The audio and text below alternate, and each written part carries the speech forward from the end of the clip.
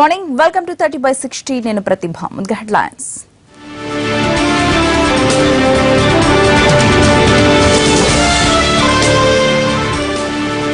DSC qualified అభ్యర్థుల ఆందోళన అర్ధరాత్రి హైదరాబాద్ లో హంగామా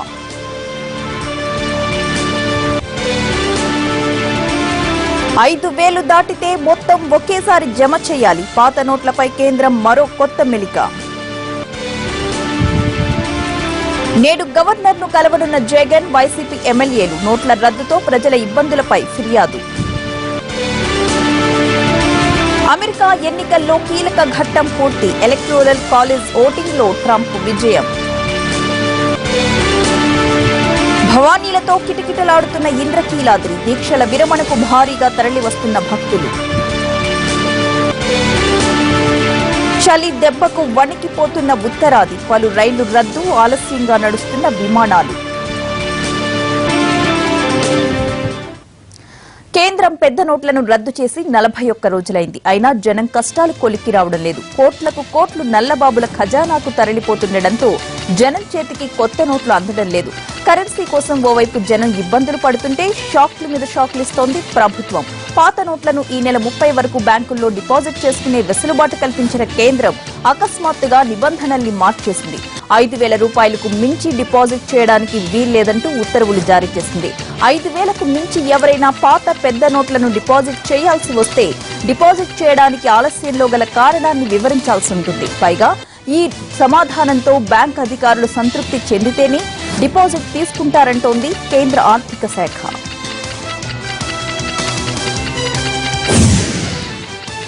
ఇవాళ గవర్నర్ నరసింహన్ను కలవనున్నారు వైసీపీ అధినేత జగన్ సాయంత్రం 4 గంటలకు వైసీపీ నేతలతో కలిసి ఆయన రాజ్భవన్ కు వెళతారు పెద్ద నోట్ల రద్దు వల్ల జనం ఎదుర్కొంటున్న ఇబ్బందుల్ని గవర్నర్ కు వివరించనున్నారు జగన్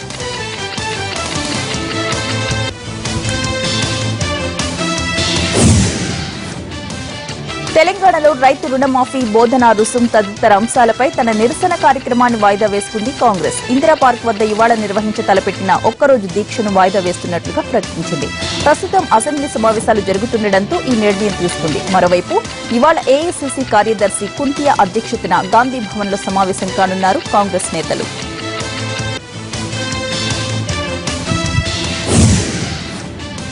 వివిధ అంశాలపై తన అభిప్రాయాలను వ్యక్తం చేస్తున్న పవన్ కళ్యాణ్ మరో బర్నింగ్ టాపిక్ పై ట్విట్టర్లో కామెంట్ పోస్ట్ చేయనున్నారు పెద్ద నోట్ల రద్దు బంగారంపై కేంద్ర ప్రభుత్వం తీసుకున్న నిర్ణయాలపై ఇవాళ తన అభిప్రాయాలను పంచుకోనున్నారాయన ఇదిలా ఉంటే ఏపీకి ప్రత్యేక హోదాపై తన పోరాటం ఆపేదే లేదని ఇప్పటికే ట్విట్టర్ వేదికగా చెప్పారు పవన్ ఈ విషయాన్ని జై ఆంధ్ర ఉద్యమంలో అమరులైన విద్యార్థులపై ప్రమాణం చేసి చెబుతున్నానంటూ మొన్న ట్విట్టర్లో పోస్ట్ చేశారు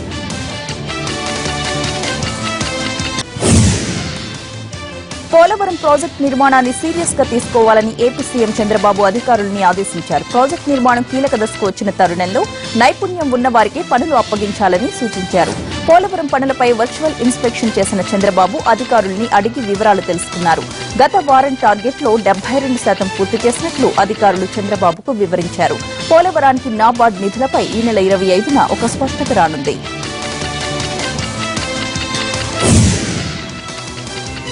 సామాన్యుడు ప్రభుత్వ కార్యాలయానికి రావాలంటేనే భయపడే పరిస్థితి నెలకొంది ఏ చిన్న పని చేయాలన్నా అధికారులు చేతులు తడపక తప్పడం లేదు యాదాద్రి భువనగిరి జిల్లా బీబీనగర్ మండలం జంపల్లి గ్రామం వీఆర్ఓ కూడా ఇలాంటి వ్యక్తే రాజేంద్ర అనే రైతు చేసిన స్టింగ్ ఆపరేషన్ తో వీఆర్ఓ రాములు అడ్డంగా బుక్ అయిపోయాడు పాస్బుక్ కోసం రాజేంద్ర లింగమ్మ దంపతుల దగ్గర నుంచి 2,000 రూపాయలు లంచం తీసుకుంటూ వీఆర్ఓ రాములు వీడియోకు చిక్కాడు కార్యాలయం బయట రైతు రాజేంద్రతో వాగ్వాదానికి దిగి మరోసారి అడ్డంగా బుక్ అయ్యాడు ఈ వ్యవహారం జిల్లా కలెక్టర్ దృష్టికి వెళ్లడంతో రాములపై సస్పెన్షన్ వేటు పడింది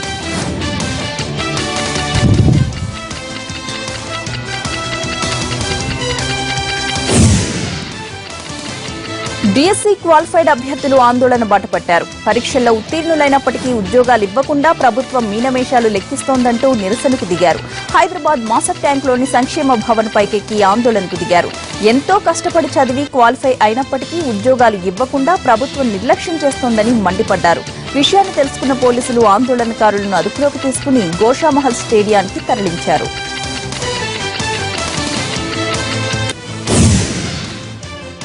తమిళనాడు సీఎం అయ్యాక మొదటిసారి ఢిల్లీ వెళ్లిన పన్నీర్ సెల్వం మోడీని కలిశారు జయలలితకు భారతరత్న ఇవ్వాలని కోరారు తమిళనాడుకు తుఫాన్ సాయంగా 22,500 కోట్లు ఇవ్వాలని విజ్ఞప్తి చేశారు. పార్లమెంట్లో జయ కాంస్య విగ్రహం పెట్టాలని కూడా మోడీని కోరారు పన్నీర్.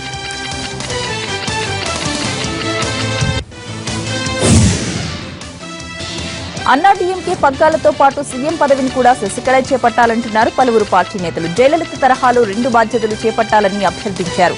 ఈ మేరకు ఒక తీర్మానం కూడా చేశారు. జయలలిత మృతితో ఖాళీ ఏర్పడిన ఆర్కే నగర్ నియోజకవర్గం నుంచి కూడా శశికళ పోటీ చేయాలని కోరారు. పలువురు సీనియర్ నేతలతో పాటు జిల్లా స్థాయి నాయకులు కూడా ఈ తరహా తీర్మానాలు చేసి పంపుతున్నారు. పోయస్ గార్డెన్ లో ఉంటున్న చిన్నమ్మకు తమ తీర్మానాలను అందజేస్తున్నారు నాయకులు.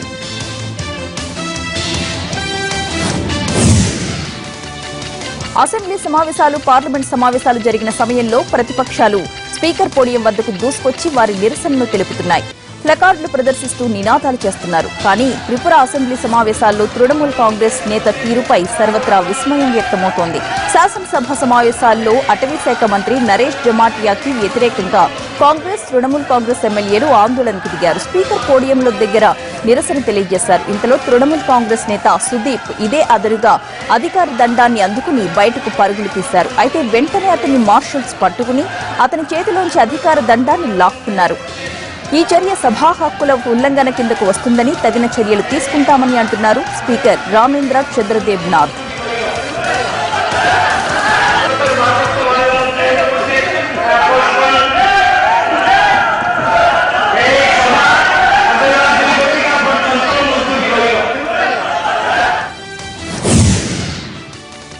ప్రధాని మోడీపై మరోసారి విరుచుకుపడ్డారు పశ్చిమ బెంగాల్ సీఎం మమతా బెనర్జీ. ఎన్నికలకు ముందు చాయ్ వాలాగా ఉన్న మోడీ ఇప్పుడు పేటీఎం వాలాగా మారిపోయారని విమర్శించారు.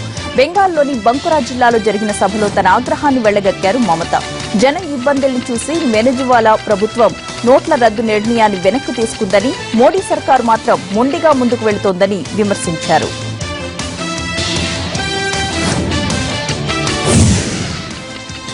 ఏడాది క్రితం పఠాన్కోట్ ఎయిర్ బేస్ పై దాడి చేసిన ఉగ్రవాదుల్లో ఒకరు తన తల్లిని ఓ చిత్రమైన ఆఖరి కోరిక కోరారు.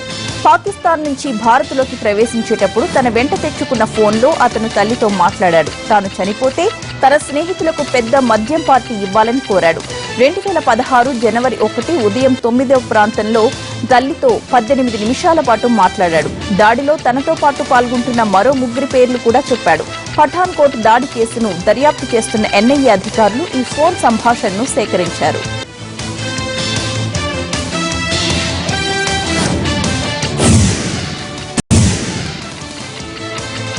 ఇటీవల కిడ్నీ మార్పిడి ఆపరేషన్ చేయించుకున్న కేంద్ర విదేశీ వ్యవహారాల మంత్రి సుష్మా స్వరాజ్ పూర్తిగా కోలుకున్నారు. దీంతో ఢిల్లీలోని ఎయిమ్స్ హాస్పిటల్ నుంచి డిశ్చార్జ్ అయ్యారామె. ఈ నెల 10న సుష్మాకు కిడ్నీ మార్పిడి శస్త్రచికిత్స చేశారు డాక్టర్లు. 20 ఏళ్లుగా సుష్మా స్వరాజ్ మధుమేహంతో బాధపడుతున్నారు. నవంబర్ 7న ఆమె 2 కిడ్నీలు విఫలమయ్యాయి. దీంతో కిడ్నీ ట్రాన్స్ప్లాంటేషన్ ఆపరేషన్ జరిగింది.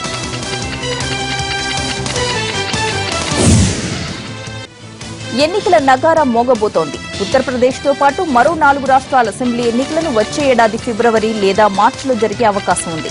దేశంలోని అత్యధిక సంఖ్యలో పార్లమెంట్ అసెంబ్లీ స్థానాలు గల యూపీతో పాటు పంజాబ్, ఉత్తరాఖండ్, గోవా, మణిపూర్ రాష్ట్రాల్లో వచ్చే ఏడాది ఎన్నికలు జరగబోతున్నాయి.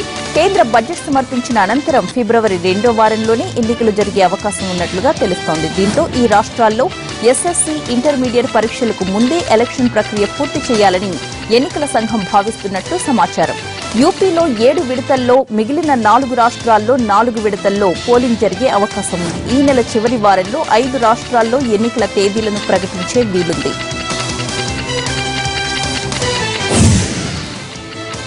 సుప్రీంకోర్టు ప్రధాన న్యాయమూర్తిగా జస్టిస్ జగదీష్ సింగ్ కెహార్ నియమితులయ్యారు.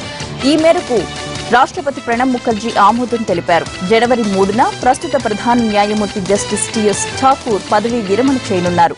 ఆయన స్థానంలో సీజేఐగా బాధ్యతలు చేపట్టనున్నారు జగదీష్ సింగ్ కెహార్.